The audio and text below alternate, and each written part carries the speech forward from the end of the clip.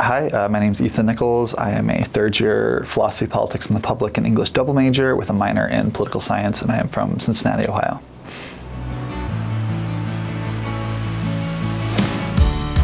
So I've been involved in gun violence prevention organizing since high school. After the Parkland shooting, I organized walkouts and participated in the March for Our Lives.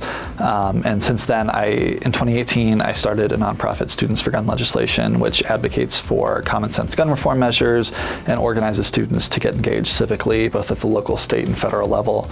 And then after the Uvalde shooting last summer, or I guess it was in May, there was nationwide a second round of March for Our Lives taking place across the country, and I was the point person for the Cincinnati March. So I organized a march downtown outside Cincinnati City Hall, which had over 1,000 people show up demanding action on common sense gun reform measures.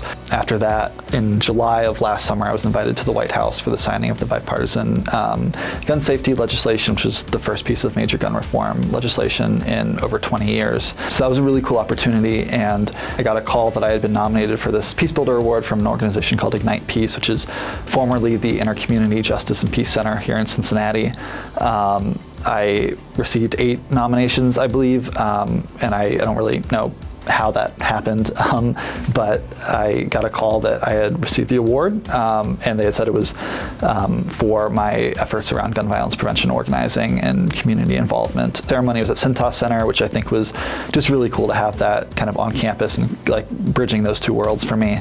And then the current campaign I work on, Cincinnati Vice Mayor Jan Michelle Lemon-Kearney, she actually got to introduce me and present the award, which is a really, really cool moment. So the fellowship is something I'm really passionate about and is actually the reason I'm at Xavier. The fellowship is it's a $35,000 scholarship with the caveat and component that you commit to 10 hours a week of community service and community involvement in a cohort model. So there's 8 students that are selected every year from around 1,000 applicants.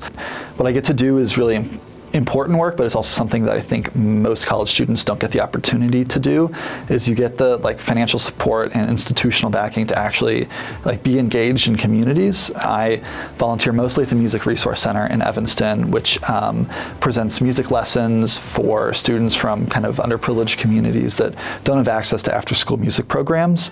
So I teach bass guitar and guitar lessons there. And then I also do work at the Life of the World Cafe in Norwood, which is a pay-as-you-can breakfast cafe.